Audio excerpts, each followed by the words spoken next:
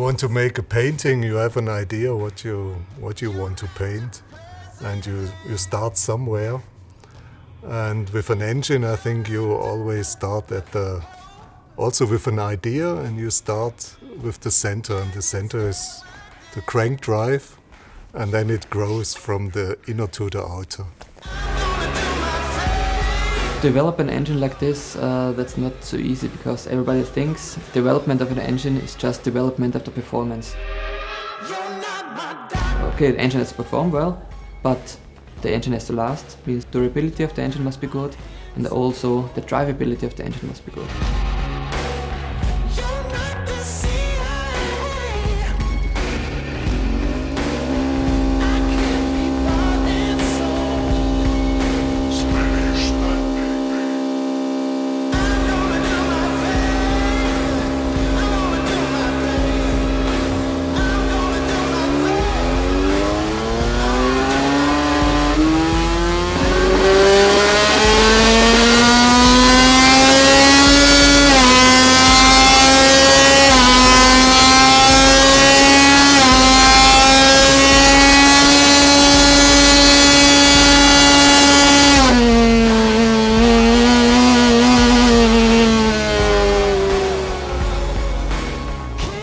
Apart from running the engine in terms of ignition and fueling, we have fly-by-wire throttles.